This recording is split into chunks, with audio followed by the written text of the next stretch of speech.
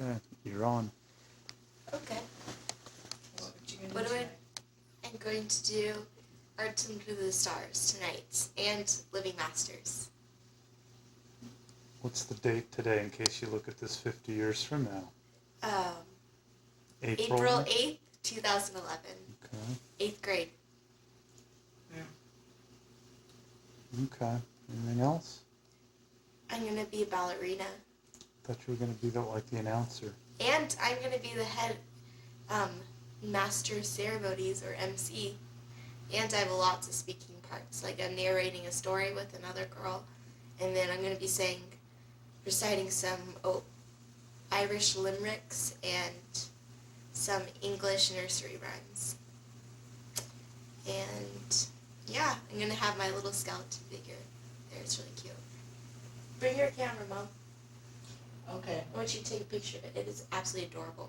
It's a princess. Where's my camera? I have it. It's in my room. We need to get film for that other camera. And batteries. Okay. Anything else?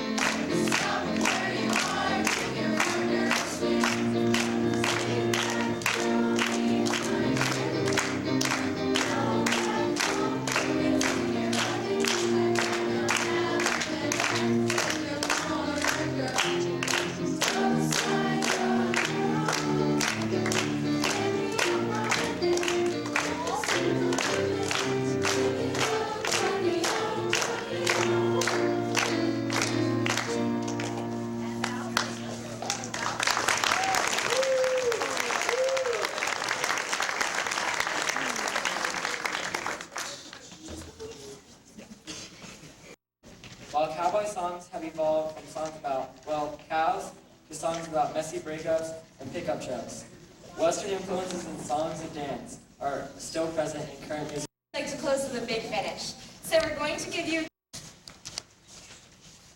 We toss our coins and make a wish whenever we're in Rome. 3 for marriage, 2 for love, and 1 to come back home. In Italy, people toss coins into Rome's famous Trevi Fountain and make wishes. An old legend says that if you throw 3 coins over your left shoulder, you'll get married. If you throw 2 coins, you'll fall in love. And if you throw 1, you'll return to Rome.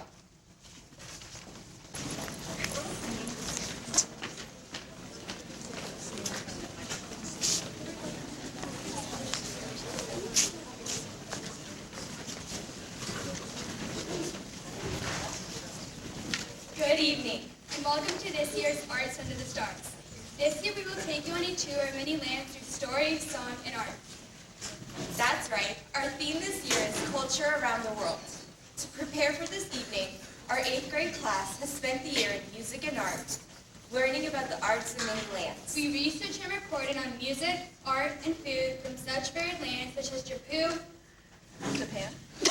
Peru, Pakistan, and Scotland. While we can't present something from every culture we studied, we chose several countries that most influence our very own American culture. America is a land of many cultures and traditions, with our earliest Americans hailing from countries across the pond, as their English cousins would say.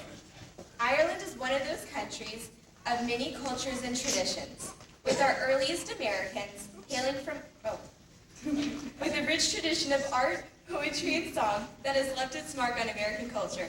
Think St. Patrick's Day. So we'd like to start our tour with a touching traditional Irish song, When Irish Eyes Are Smiling. Magic number in Ireland's 3, a wonderful grouping between you and me. Here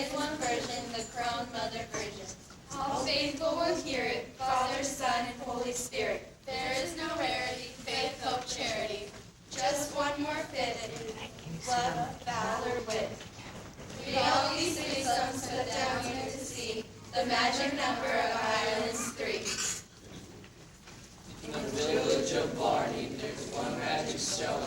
They say when you kiss it, you're put in the zone.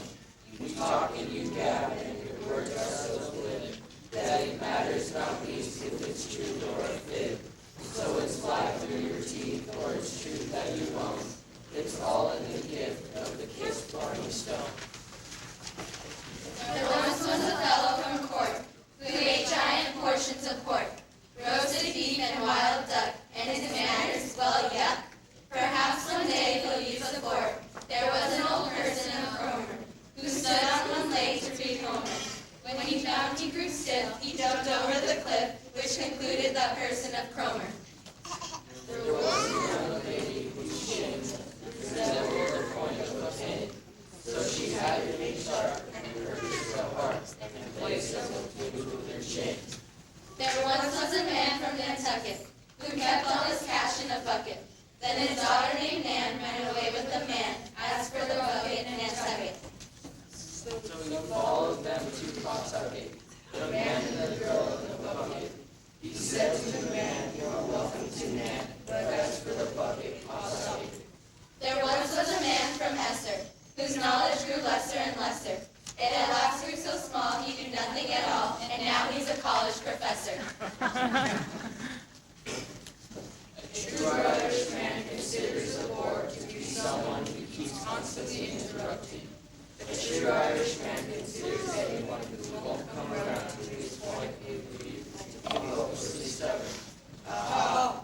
Now I know where I got that trait.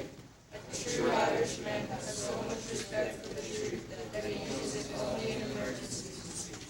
Whenever I dream, it seems that I dream of Erin's rolling hills, of all its lovely shimmering lakes and little babbling rills. I hear a collie's buzzing laughter across the meadow fair, and in my dreams it almost seems to me that I am there. Oh Ireland, we're never far apart, for you and all your beauty fill my mind and touch my heart. There was a young fellow from Belfast that I wanted so badly to tell fast, not to climb up the stair as the top step was there, and that's why the young fellow fell fast. An old man from down country Derry was so unbelievably hairy. He dressed with a brush in the morning well rush, and his face unbelievably scary. I went to the Duchess to tea. It was just as I thought it would be. Her organs internal made a racket infernal, and everyone thought it was me. There was an old man of Peru who dreamed he was eating a shoe. He awoke in the night with a terrible fright and found it was perfectly true. There once was a woman from Guinea who never liked paying her rent. My paycheck's so small, when I go to the mall, I find all my money's been spent. A fly and a flea and a flute were in prison, so what could they do? Said the fly, let us fly, said the flea, so they flew to the fly and the flute. Utterly impractical, never predictable, sometimes irascible, quite inexplicable. Irish. Strange blend of shyness, pride, and conceit, and stubborn refusal to bow to defeat. He's spoiling and ready to argue and fight, yet the smile of the child fills his soul with delight. His eyes are the quickest to well up with tears, yet his strength is the strongest to banish your fears. His hate is as fierce as his devotion is grand, and there is no middle ground on which he will stand. He's wild and he's gentle, he's good and he's bad. He's proud, He's humble, he's happy, he's sad. he's in love with the ocean, the earth, and the skies. He's enamored with the beauty wherever it lies. He's victor and victim, a star in a cloud, but mostly he's Irish, in love with his God. Well, be they kings or poets or farmers, they're people of great worth. They keep company with the angels and bring a bit of heaven here to earth.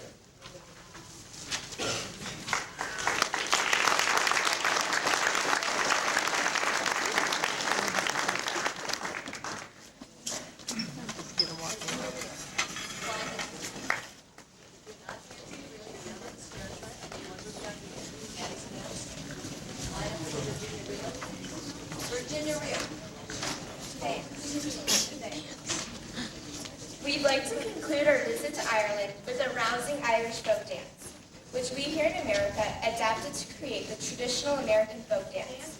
the Virginia Reel. Dance to the tune of the Irish Washerwoman.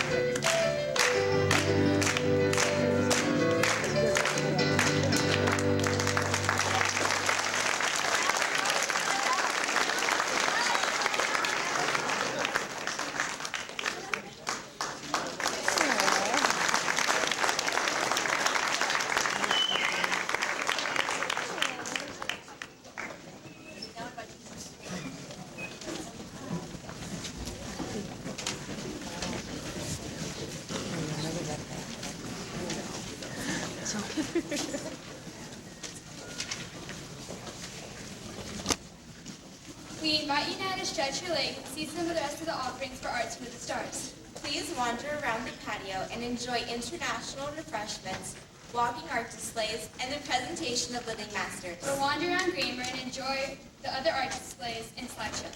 We'll see you back here on stage to continue our world tour with more songs, stories, poetry, and dance in about 20 minutes.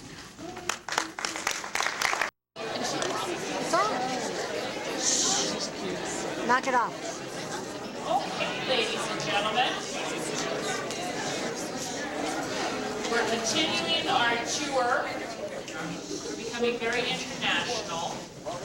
And so we are now on our way to France. Please welcome the 8th graders back.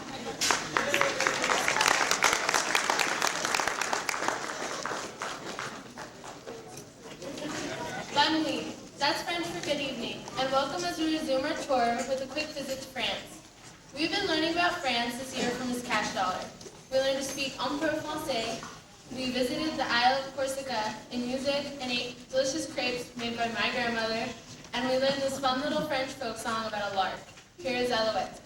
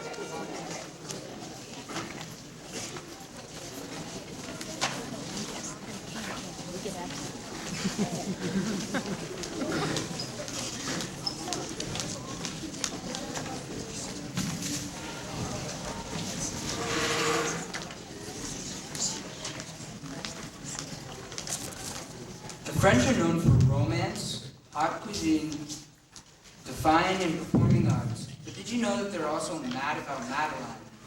In this classic tale of a young girl in a Parisian boarding school, even the best of the French are given a run for their money with attitude. In an old house in Paris that was covered with vines lived 12 little girls in 2 straight lines. In 2 straight lines they broke their bread and brushed their teeth and went to bed. They smiled at the good and frowned at the bad, and sometimes they were very sad. They left the house at 9:30 in 2 straight lines in rain or shine. The smallest was Madeline. She was not afraid of mice. She loved winter, snow, and ice. To the tiger in the zoo, Madeline just said, "Pooh, pooh." And nobody knew so well just how to frighten Miss Clavel. In the middle of one night, Miss Clavel turned on her light and said, "Something is just not right." Little Madeline sat in bed, cried and cried, her eyes were red. And soon after Dr. Cohn came and rushed out to the phone. He dialed Danton 10-6. "Nurse," he said, "it's an appendix." Everybody had to cry, not a single eye was dry. Madeline was in his arms, in a blanket safe and warm. In a car with a red light, they drove out into the night. Madeline woke up 2 hours later in a room with flowers. Madeline soon ate and drank. On her bed there was a crane. And on the crack on the ceiling had a habit of sometimes looking like a rabbit. Outside were birds, trees, and sky, and so 10 days passed quickly by. One nice morning, Miss Clavel said, "Isn't this a fine day to visit Madeline?" Visitors from 2 to 4 read the sign outside her door. "Switzerland with a solemn face, with some flowers in her vase." In they walked and then said, "Ah!" And they saw the toys and candy and the dollhouse from Papa. But the biggest surprise by far, on her stomach was a scar. Goodbye, they said, "we'll come again." And the little girls left in the rain. They went home and broke their bread, brushed their teeth, and went to bed. In the middle of the night, Miss Clavel turned on the light and said, "Something is not right." And afraid of a disaster, Miss Clavel ran faster and faster. And she said, "Please, children, do tell me what is troubling you." And all the little girls cried, "Boo-hoo, we want our appendix out too." "Good night, little girls, thank the Lord you are well. And now go to sleep," said Miss Clavel. And she turned out the lights and closed the door. And that's all there is. There isn't any more.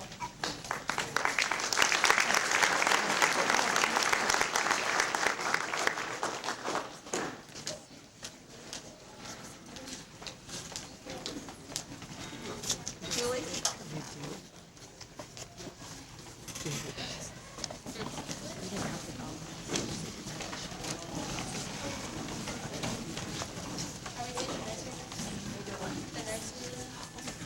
Nursery one? No? Yep. Are we going to England? Yeah, okay. Okay, boys, you should be over here now. Julie, England. Julie, the one. Jennifer, the one. As you can see, European culture had a big influence on American culture. One of the biggest influences on American culture comes from England. While we may have sought independence from England, our forefathers didn't leave all cultural influences of that great culture behind. Many of the American folk songs come from directly England, such as this fun seafaring ditty sung by sailors of both England and America. Here is Drunken Sailor. Drunken Sailor. I don't know where we're going. This is Drunken Sailor, but that's okay.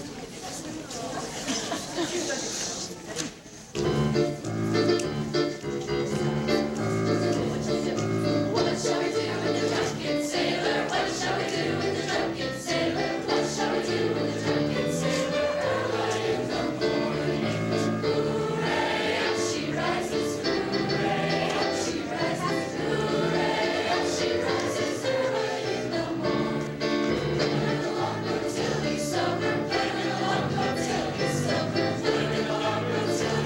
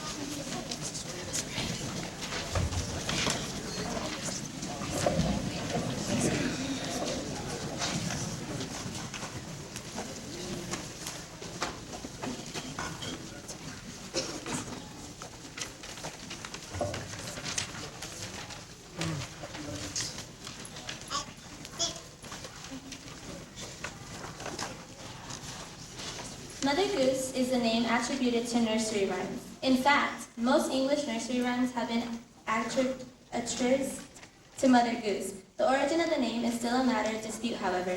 Some trace it to a French collection of tales by Charles Perrault in the late 1600s.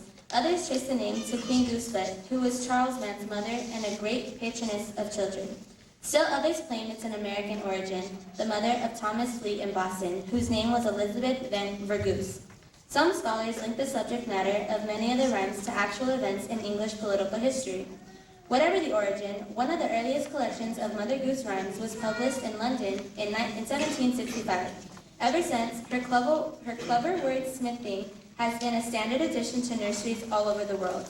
Listen now to the very great writer of very little books.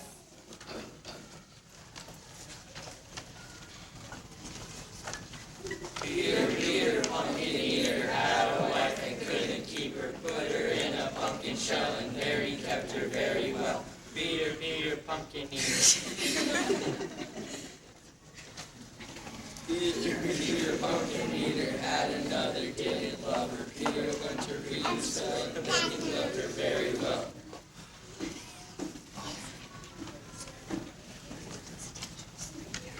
Little Bo Peep has lost her sheep and can't tell where to find them.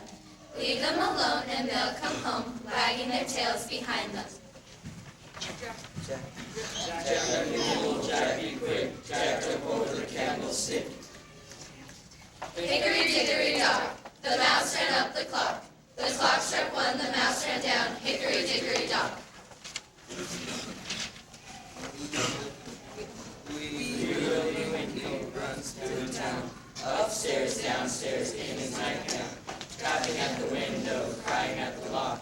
Are the babies in the bed for now it's 10 o'clock? Little Miss Muffet sat on a tuffet, eating some curds and whey. Along came a spider and sat down beside her and frightened Miss Muffet away. Tom Piper's son stole a pig and away he run. Pig was eaten, and Tom was beaten, and Tom ran crying down the street. Jack and Jill ran up the hill to fetch a pail of water. Jack fell down and broke his crown, and Jill came tumbling after. $1, $1, 10 o'clock scholar, what makes you come so soon? You used to come at 10 o'clock, but now you come at noon. Diddle, diddle, dumplings, my son John went to bed with bleachers on, one stocking off and one stocking on. Diddle, diddle, dumpling, my son John. There was a crooked man, and he went a crooked mile. He found a crooked sixpence against a crooked stile. He bought a crooked cat which caught a crooked mouse, and they all lived together in a little crooked house. Humpty Dumpty sat on a wall. Humpty Dumpty had a great fall. All the king's horses and all the king's men couldn't put Humpty together again. Little Jack Horner sat in a corner, eating a Christmas pie. He put in his thumb and pulled out a plum, and said, what a good boy am I. The lion and the unicorn were fighting for the crown. The lion beat the unicorn all about the town. Some gave them white bread, some gave them brown, some gave them plum cake and sent them out of town.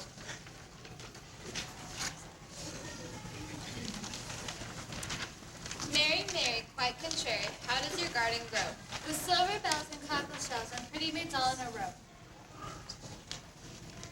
Polly, Polly put the kettle on. Polly put the kettle on. Polly put the kettle on. We'll all have tea. Suki, take it off again. Suki, take it off again. Suki, take it off again. They're all gone away.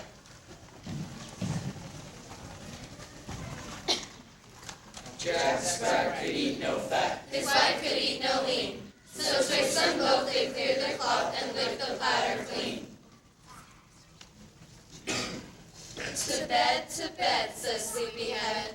Very well, says Slow. Put on the pot, says Greedy Sot. We'll sup before we go.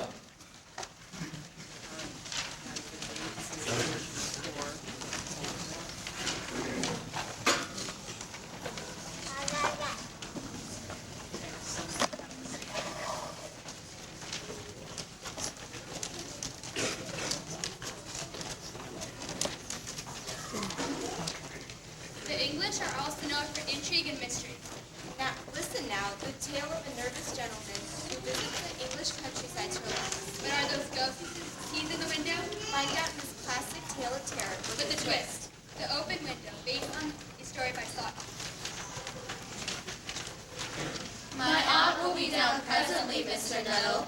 said Vera, a self-possessed young lady of 15. In the meantime, you must try and put up with me. Frampton Nettle tried to think of the correct thing to say. Do you know many of the people around here? Asked Vera. Hardly a soul. Said Frampton. My sister stayed here, 4 years ago. She got acquainted with your aunt, Mrs. Stapleton. Then you know practically nothing about my aunt. Pursued the young lady. Only her name and address. Admitted the caller. He was wondering whether Mrs. Stapleton was married or widowed. Something about the room suggested a manly presence. Her great tragedy happened just 3 years ago, said Vera. That would be since your sister's time. Tragedy? Asked Frampton warily. He was visiting the countryside to recover from a nervous ailment. You may wonder why we keep that window wide open on an October afternoon, said the niece, indicating a large French window that opened onto a lawn. It is quite warm for that time of year. Said Frampton. But what has that window got to do with the tragedy? out through that window 3 years ago today, my aunt's husband and 2 young brothers went off for their day shooting. They never came back. And crossing the moor, they were all engulfed in a muddy bog. It had been a wet summer, you know, and places that were safe in other years gave way suddenly without warning. Their bodies were never recovered. Here the girl's voice lost its confident note. My poor aunt always thinks that they will come back someday. They and that little brown spaniel that was lost with them, and walk in that window just as they used to do. That is why the window is kept open every evening until dusk. My aunt has often told me how they went out, her husband with his white coat over his arm, and Ronnie, her young brother, singing, "Bertie, why you bound?" as he always did to tease her. Do you know, sometimes on still, quiet evenings like this, I almost get a creepy feeling that they will all walk in through that window. She broke off with a little shudder. It was a relief to Frampton when her aunt bustled into the room with a whirl of apologies. I hope Vera has been amusing you, she said. She has been very interesting, said Frampton uneasily. I hope you don't mind the open window, said Mrs. Stapleton briskly. My husband and brothers will be home directly, and they always come in this way. They've been out in the marshes today, so they'll make a fine mess over my carpets. So like you men folk, isn't it? She rattled on cheerfully about the hunting season. To Frampton, it was pure horror. He tried to turn the talk to a less ghastly topic. He began describing his recent illness. But he realized that his poor hostess was giving him only a fragment of her attention. Her eyes kept straying past him to the open window. It was so unfortunate that he had come to visit on this tragic anniversary. The doctors agree in ordering complete rest, no excitement, and the avoidance of physical exercise. Continued Frampton, who was regrettably one of those people convinced that everyone was interested in all the details of his ailments. Mrs. Stapleton turned toward the window and suddenly brightened. Here they are at last, She cried. just in time for tea. And don't they look as if they were muddy up to the eyes? Frampton shivered slightly and turned toward the niece. Vera was staring out through the open window with a dazed horror in her eyes. In shock, Frampton swung around in his seat and looked in the same direction. In the deepening twilight, 3 figures were walking across the lawn. They carried guns under their arms, and one of them had a white coat hung around his shoulders. A tired brown spaniel kept close at their heels. Noiselessly, they neared the house, and then a hoarse young voice chanted out of the dusk. I said, Bertie, why do you bow? Frampton grabbed wildly for his hat and raced out the hall door toward the front gate. A cyclist on the road had to run into a hedge to avoid a collision. Here we are, my dear. Said the bearer of the white coat, coming in through the window. Barely buddy, my nose was dry. Who was that melted out as he came? A most eccentric man, a Mr. Nettle. Said Mrs. Stapleton. He could only talk about his illnesses and dashed off without a goodbye. One would think he had seen a ghost. I expect it was a spaniel, said the niece calmly. He told me he had a horror of dogs. He was once pursued by a pack and had to spend the night in a newly dug grave with the creatures snarling and foaming just above him, enough to make anyone lose their nerve. Creativity at short notice was her specialty.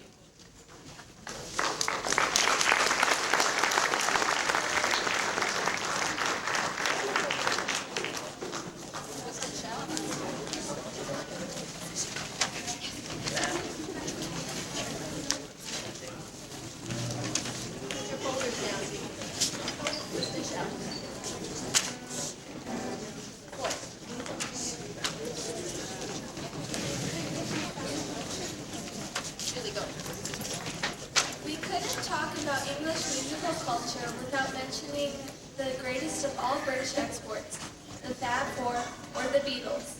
Their contribution to musical culture around the world simply cannot be ignored, so we pay homage to them with this rendition of Twisted Shout, featuring Francisco Aguirre on guitar, Josh Galvan on bass, and Mr. Espinosa on keyboards. Hit it, guys!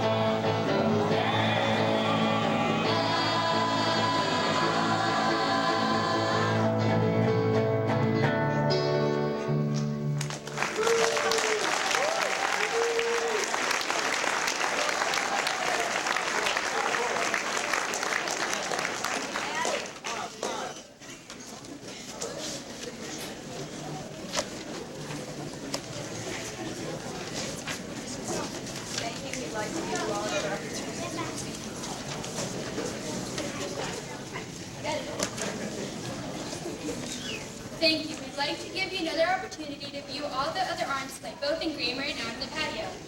There will be another presentation of Living Masters, and you'll have a chance to catch a slideshow featuring our artwork representing Mexican cultural influences. Enjoy and see you back here in about 10 minutes for the final stops on our tour. Kind of dark. Yeah.